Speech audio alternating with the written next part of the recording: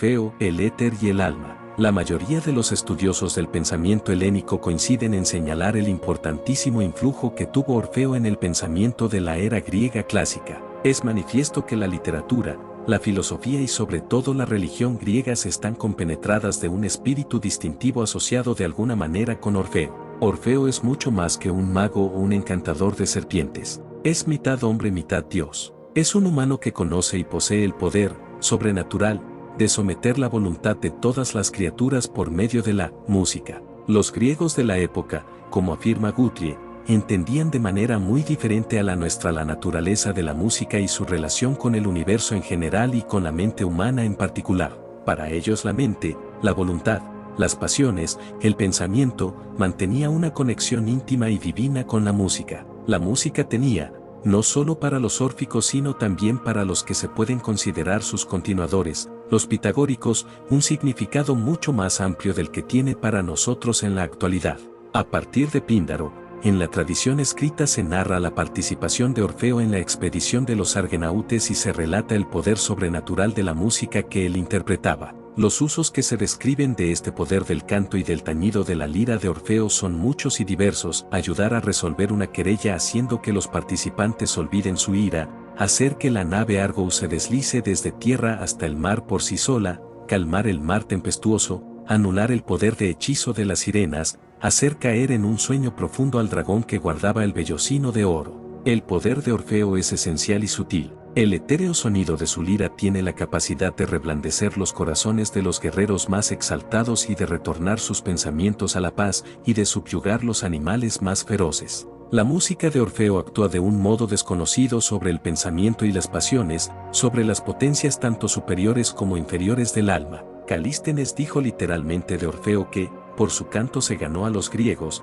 cambió el corazón de los bárbaros y dominó las bestias salvajes. Su poder tenía naturaleza de divinidad y en todos los asuntos relacionados con los dioses era él quien intervenía y dirigía a sus compañeros heroicos, quienes confiaban ciegamente en él. Él poseía los secretos del Hadis, había descendido al mundo de los muertos a rescatar a su esposa. El sonido de su lira, en el reino de los muertos, había ablandado todas las sombras y espíritus, incluso las Euménides y el Cerbero, y había detenido la rueda de Ixión para conducir a Eurídice nuevamente de regreso al aire superior, como señala Guthrie. Era conocedor del poder de los dioses y de los secretos del alma, y estaba capacitado, por tanto, para establecer los preceptos de cómo regirse en esta vida y guiar a sus compañeros y seguidores. Guthrie, en un minucioso análisis, recoge de los textos de las rapsodias griegas la que considera que es la teogonía órfica. Según esta, el principio de todo es el tiempo, crono. Cualquier otro principio anterior se entiende que se debe desestimar,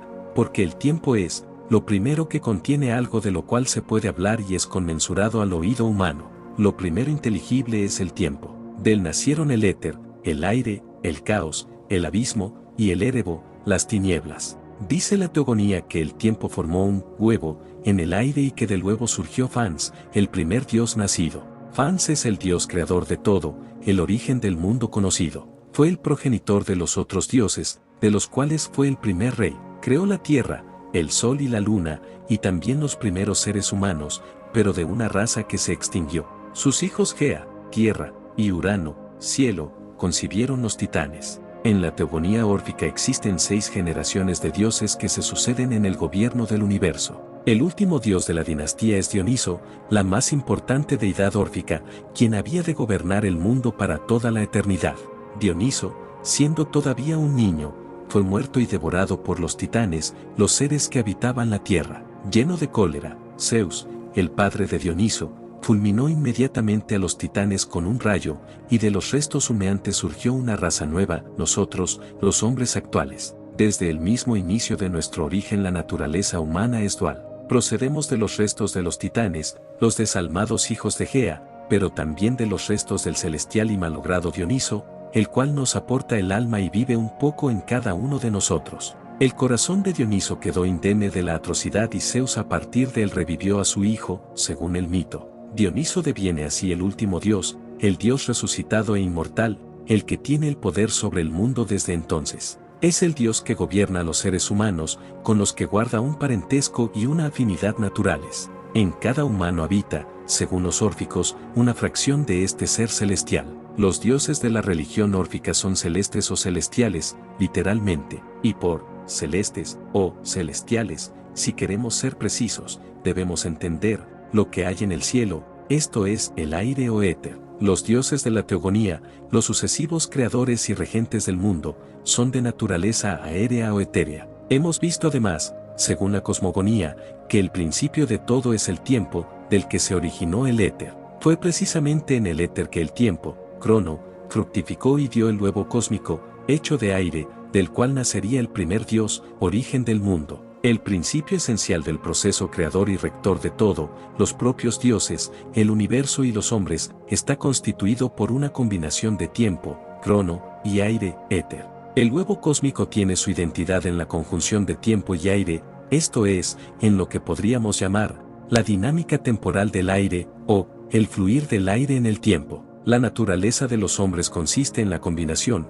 por una parte, de los restos humeantes de los titanes, simple materia inerte, y, por otro lado, de la naturaleza celestial de Dioniso, aire divino. Así, los seres humanos somos literalmente carne y aire, carne animada por el fluir temporal del aire, el cual es el principio creador de toda la naturaleza. No es casual que Aristófanes dijera del huevo cósmico que era, llevado por el viento, o que estaba, lleno de viento, anemiaion. La idea de fondo, como señala Guthrie, es que el alma o principio vital es ella misma aire o una sustancia análoga que es conducida por los vientos e introducida en el cuerpo por la respiración. El aire es vida y es el alma. La palabra latina, anima, significa, además de alma, aire y lo mismo sucede con la palabra griega, psique. Resulta fascinante seguir el rastro de estos conceptos en la literatura, que se remontan muy lejos en el tiempo. Roud habla de los tritopátores áticos, que eran espíritus de la naturaleza de los vientos, y que encontraron un lugar en un poema órfico como porteros y guardianes de los vientos. Pero, independientemente del origen de estas ideas, es un hecho que quedaron fijadas como parte de las doctrinas órficas y como tales las cita Aristóteles. Más concretamente, adscribe Aristóteles a los poemas llamados órficos, que el alma viene a nosotros desde el espacio cuando respiramos, llevada por los vientos, de anima.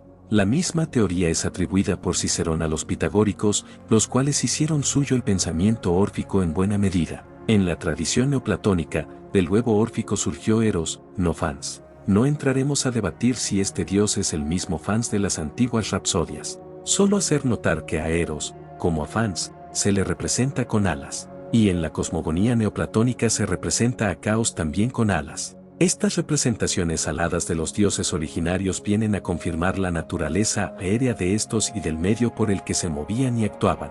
Dioses alados que provienen del huevo cósmico, el principio creador de todo, concebido como aire. En los himnos órficos, ya en un estadio tardío de la literatura órfica, estas ideas aparecen recogidas de manera más o menos explícita. El himno 81 de la recopilación de Porfirio, dirigido al Céfiro, implora, hálitos del Céfiro que todo lo engendráis y vais por el aire, de dulce soplo, susurrantes, que poseéis la calma de la muerte, primaverales, que os movéis por la pradera, deseados por los fondeaderos, porque cómodo puerto y ligera brisa aportáis a las naves. Venid, por favor, propicios, soplando sin reparo, por el aire, invisibles, muy ligeros y en aéreas apariencias. Los hálitos del Céfiro van por el aire y tienen la apariencia de tal, son invisibles y muy ligeros, o son directamente una forma de brisa que sopla de manera dulce y tranquila. El poder de estos hálitos, pero, en todo caso es profundo, todo lo engendran,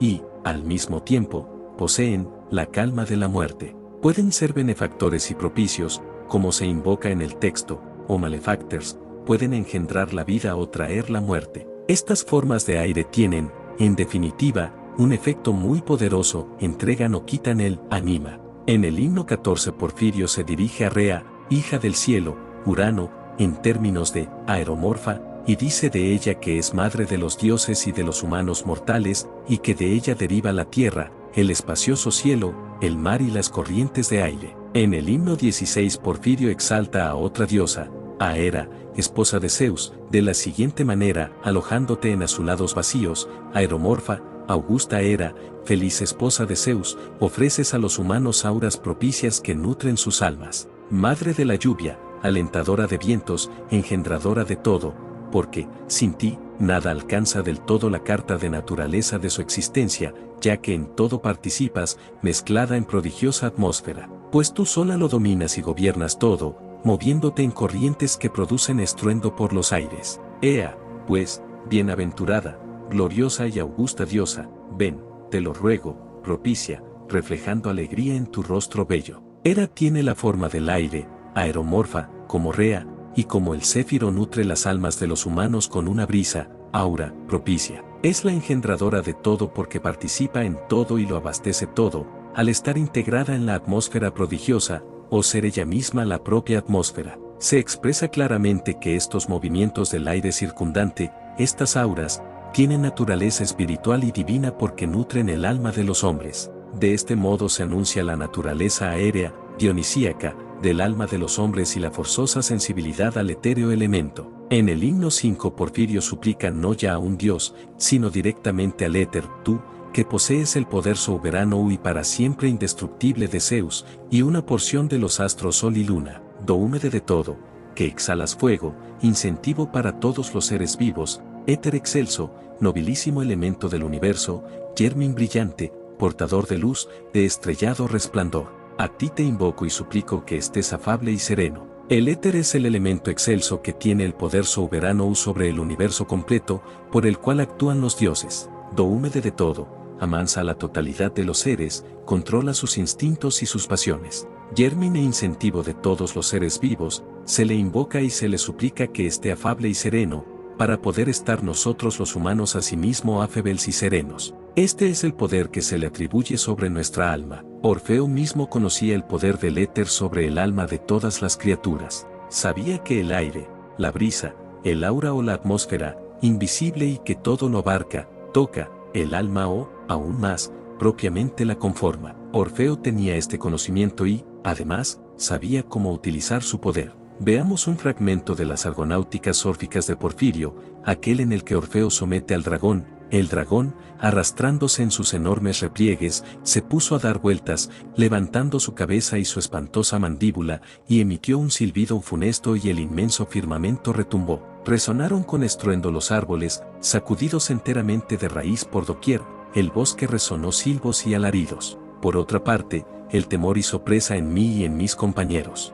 Sola, aparte, Medea mantenía un corazón indomable en su pecho, porque con sus manos había recogido trozos de raíces tóxicas. Yo, entonces, por mi parte, le saqué un sonido divino a mi lira y de la última cuerda obtuve un timbre grave, emitiendo de mis labios, quedamente, un cántico imperceptible. Loé al sueño, soberano de los dioses y de todos los hombres, para que viniera y calmara el alma del violento dragón. Rápidamente me obedeció y se encaminó a la tierra de Cita. Y, adormeciendo las tribus de los hombres que se afanan durante todo el día, las violentas corrientes de los vientos, las olas del mar, las fuentes de aguas perennes, las corrientes de los ríos, las fieras y aves que viven y reptan, se alejó al impulso de sus áureas alas, dejándolos sumidos en el sopor. Llegó al florido territorio de los duros colcos. El sueño atrapó rápidamente los ojos del monstruoso dragón, y lo dejó como muerto. El largo cuello de su garganta dejó caer,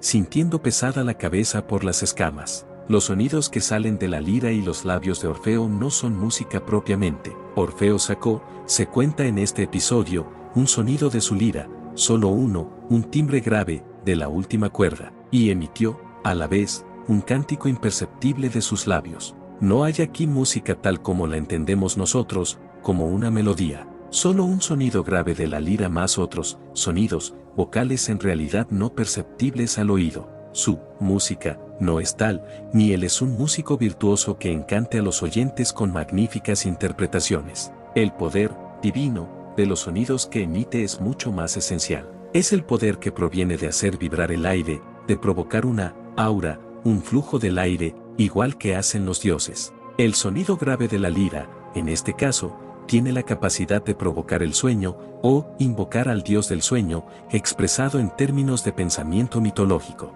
Notemos, además, que el dios del sueño, como todos los dioses de las argonáuticas, lleva alas y se mueve al impulso de estas, se mueve por el aire, como por el aire se mueve la música de Orfeo. Por otra parte, de los labios de Orfeo no sale un hechizo que actúe exclusivamente sobre el ser al que va dirigido, el dragón, como sería de esperar en una acción de magia. Por el contrario, se moviliza un poder inespecífico, universal, que actúa sobre todas las criaturas. La vibración o flujo en la atmósfera que provoca Orfeo con su sonido, afecta a todo lo que la atmósfera toca, las aves, las fieras, el dragón, los hombres mismos. Los deja a todos, sin excepción, sumidos en el sopor. El sonido de Orfeo actúa, también, en las corrientes de los vientos y en las olas del mar, las adormece, debilita o anula. Es obvio que se refiere al viento, a sus movimientos en corrientes y a su efecto en el mar. Igualmente actúa el sonido etéreo, se nos dice, sobre las corrientes de los ríos y las fuentes de aguas perennes, los debilita, podríamos intuir, por algún cambio en la presión atmosférica, aunque no explica nada más concreto. El fragmento 228 de la versión de Kern de la antigua Teogonía Rapsódica confirma sucintamente lo expuesto aquí por nosotros.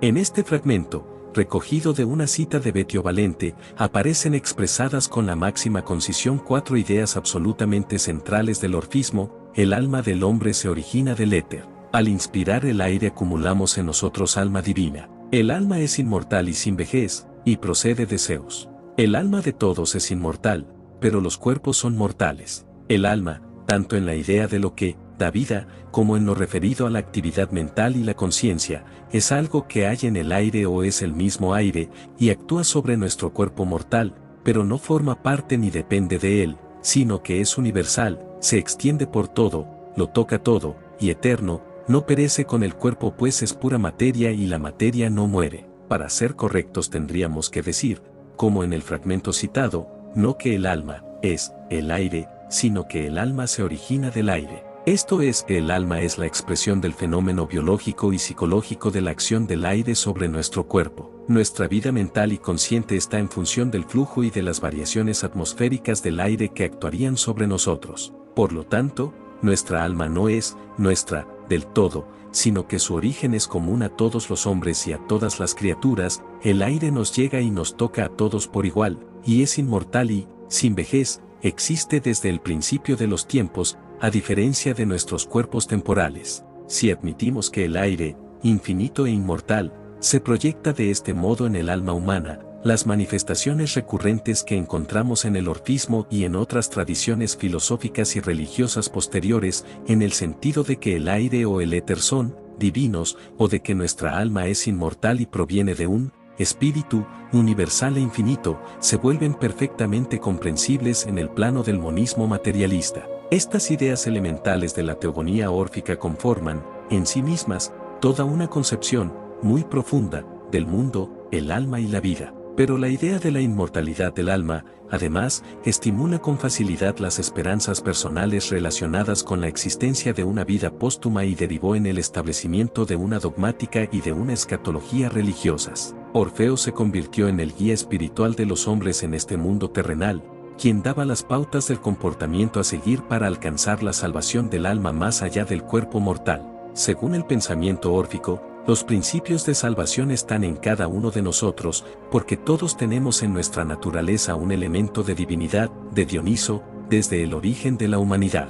No tenemos de antemano la seguridad de un futuro bienaventurado. Por una vida equivocada, de pecado, el elemento divino, el alma o intelecto, puede debilitarse y aflorar en nosotros nuestra naturaleza titánica. Platón, Leyes 701c. El creyente debe llevar una vida órfica que aspira a la exaltación y purificación de su naturaleza dionisíaca, mental, para superar su otra naturaleza terrenal, corporal. Así podemos llegar a ser en acto lo que somos potencialmente, dioses, no simples mortales. El órfico era una asceta, creía que la fuente del mal radica en el cuerpo, que distorsiona con sus apetitos y pasiones la expresión del intelecto puro. El cuerpo debe ser dominado. Este precepto se basa en la creencia de que la vida terrena es un castigo para el alma, castigo que consiste precisamente en la propia sujeción y limitación del alma a un cuerpo. El cuerpo es una especie de cárcel del alma, una tumba. Platón dice en el Cratilo, 400. Algunos dicen que el cuerpo es la tumba, cime, del alma, como si, en su presente existencia, estuviera enterrada, y además porque por medio de él el alma da seña, cime, de lo que quiere expresar. En mi opinión, A los seguidores de Orfeo principalmente debe atribuirse el haberle dado este nombre, se refiere a soma, que tendría una conexión etimológica con sime, pues sostienen que el alma sufre castigo por una u otra razón, y tiene esa cáscara alrededor, como una prisión para impedirle que escape. Esta doctrina de los órficos ejerció sobre Platón una fascinación tremenda, sostiene Guthrie, p. 215. Todo el Fedón, además de contener una buena parte de la terminología órfica, está compenetrado del dualismo de los órficos, que separa cuerpo y alma tan limpiamente aun siendo ambos materia, y hace del cuerpo un mero impedimento, el origen del mal, del que el alma ha de distanciarse en lo posible para mantenerse más o menos pura. Añade Guthrie que se puede señalar a los órficos como uno de los influjos que concurrieron a formar la parte más característica del platonismo, la rígida separación entre el mundo inferior de los sentidos, el cuerpo, y el mundo celestial de las ideas, el intelecto. Según la interpretación de Platón, la naturaleza de los hombres es compuesta. Esto es consecuencia del pecado, no individual sino del pecado original, del cual toda la humanidad es heredera. Este hecho significa que cada individuo tiene una parte propensa al pecado, propio de la naturaleza titánica, y una parte que, siendo de origen divino, lucha contra esa naturaleza titánica para decantarse de ella. Depende de cada uno, de su inteligencia, el que predomine la naturaleza divina o la titánica en su existencia, y el que la vida sea buena o mala. Al morir, nuestra alma va al Hadis, donde unos jueces examinan nuestras vidas y consignan a nuestra alma una nueva vida acorde a nuestros méritos. Una vez determinada la nueva vida en la tierra, se hace beber agua del Eteo a las almas destinadas a reencarnarse para olvidar sus vidas anteriores. Así solo nos queda un sentimiento vago y difuso de las verdades aprendidas en otras existencias. Hecho esto, el alma reingresa en un cuerpo mortal y nace otra vez. El círculo se completa una vez más. El alma vuelve a estar prisionera en un cuerpo, en una cáscara corporal que retiene su naturaleza celeste, y así, sucesivamente, por muchos años, miles, o hasta haber vivido de forma consecutiva 3 vidas puras y santas, como cree Platón y lo señala en el Fedro. La liberación final consiste en que nuestra alma pueda permanecer en su elemento natural, el éter, y así, nos convertimos en un Dios, devenimos una divinidad. Lo celeste que hay en nosotros deja de ser prisionero de un cuerpo y permanece puro en su estado natural, en el cielo físico, sin afecciones corporales. Lo etéreo deja de estar retenido y condicionado por lo líquido y lo sólido de nuestro cuerpo. Las almas liberadas, deificadas, literalmente, van al cielo, otra idea heredada por el cristianismo. Como señala Guthrie, la palabra empleada entonces no era habitualmente cielo, sino éter. El éter, para ser exactos, era la sustancia que llenaba las regiones externas del cielo, más allá de la atmósfera que rodea la Tierra y que se extiende hasta la Luna. En esta región habitaba la divinidad o inteligencia pura del cosmos, y el éter mismo era considerado divino, como hemos visto. En Eurípides, a veces el éter aparece como la residencia de Zeus y a veces como el propio Zeus. Se consideraba naturalmente que el alma estaba hecha de una chispa de éter encarcelada en el cuerpo, la cual, cuando fuera liberada, volaría y volvería a reunirse con el resto de su sustancia. Así Eurípides habla de la inteligencia del fallecido como algo inmortal que se sumerge en el inmortal éter. También se dice, más específicamente, que el alma vuela hacia las estrellas o se convierte en estrella, pues el éter es la sustancia de que están hechas las estrellas. Aristóteles, de Caelo, libro 1. Los siguientes versos de la Enade, b. 743 a 51, de Virgilio ilustran lo que estamos diciendo: sufrimos cada uno sus manes, sombra de los muertos, luego por el amplio Elíseo nos mandan, y pocos estos campos alegres tenemos, hasta que un largo día, cumplido el ciclo del tiempo, ha extirpado la mácula inveterada, y ya puro el etéreo sentido dejó y del simple aire el fuego. A todas estas, después de que 1000 años han rodado la rueda, llama un Dios en gran muchedumbre al río Leteo, de modo que sin recuerdos revisitan la suprema bóveda y de nuevo empiezan a querer volver a otros cuerpos. Las almas finalmente liberadas van al éter de las estrellas y dejan el aire de las regiones inferiores del Elíseo, que es habitado por las almas que aún tienen que sufrir renacimiento, según Virgilio. A las regiones del Elíseo las designa como aéreos campos. Es la atmósfera menos pura, inferior, que llena el espacio inmediato sobre la Tierra, diferenciado del éter superior de las estrellas. Las almas destinadas a renacer ocupan el nivel del aire que habitamos todos los seres vivos, de modo que cuando nacemos y a lo largo de toda nuestra vida, a cada respiración absorbemos con el aire parte del alma universal y la hacemos nuestra.